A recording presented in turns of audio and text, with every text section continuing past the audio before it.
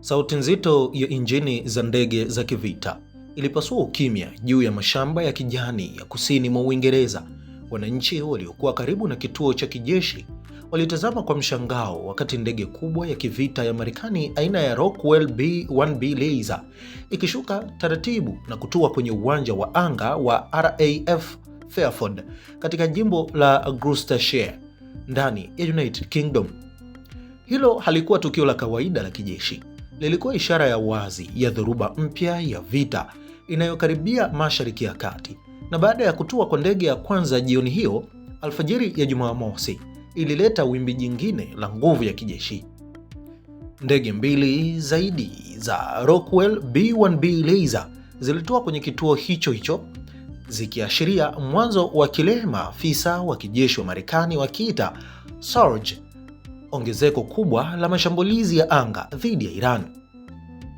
Vyanzo vya kijeshi vinaeleza kuwa katika siku chache zijazo, anga la RAF Fairford linatarajiwa kujazwa na ndege zaidi za Marekani, ndege za kivita, ndege za ulinzi na ndege za usafirishaji wa silaha, kwani ndege hizo si za kawaida. Kila moja ya mabomu ya anga aina ya Rockwell B-1B Laser inaweza kugharimu hadi dola bilioni 2 na ina uwezo wa kubeba hadi makombora 24 ya cruise yenye uwezo wa kupiga shabaha kwa umbali wa maelfu ya kilomita. Kwa lugha rahisi, ndege moja tu inaweza kubeba nguvu ya mashambulizi inayoweza kubadilisha kabisa uwanja wa vita.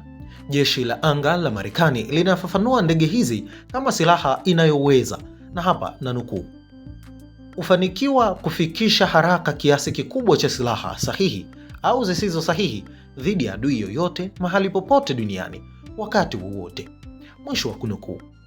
Kana kwamba hilo halitoshi kuashiria maandalizi makubwa ya vita, siku hiyo hiyo ndege kubwa zaidi ya mizigo katika jeshi la Marekani, Lockheed C-5M Galaxy, ilionekana pia ikitua katika uwanja huo.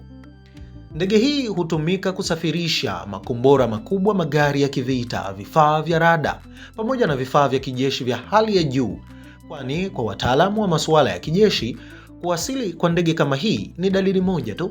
Waziri wa vita wa Marekani Peter Hegseth alizungumza kwa sauti kali siku ya Alhamisi, akieleza kuwa Washington iko tayari kuongeza mashambulizi dhidi ya Irani kwa kiwango kikubwa.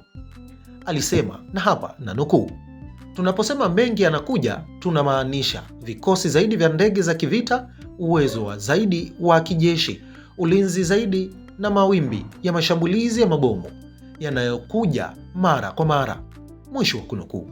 Kauli hiyo ilitafsiriwa na wachambuzi wengi kama onyo la wazi kwa Teherani kwamba mashambulizi ya anga yanaweza kuongezeka kwa kasi katika siku zijazo.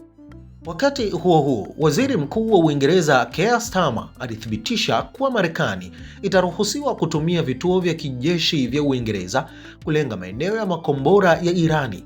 Hata hivyo, uamuzi huo haukuja bila msukosuko wa kisiasa. Hapo awali, Starmer alisita kuruhusu Marekani kutumia kituo cha pamoja cha kijeshi katika kisiwa cha Diego Garcia kilichopo katika visiwa vya Chagos Archipelago.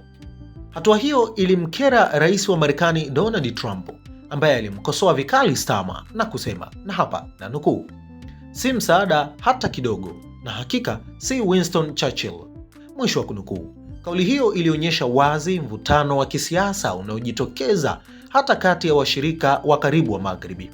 Wakati viongozi wa kisiasa wakipanga mikakati ya vita, maoni ya wananchi wa kawaida nchini Uingereza yanaonyesha picha tofauti kabisa.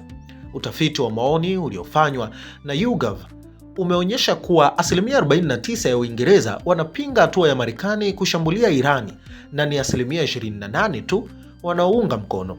Aidha, karibu nusu ya wananchi pia hawataki serikali yao iruhusu Marekani kutumia viwanja vya ndege vya kijeshi nchini humo kwa mashambulizi hayo, ikiwa inaonyesha mgawanyiko mkubwa kati ya viongozi wa kisiasa na wananchi kuhusu vita vinavyoendelea.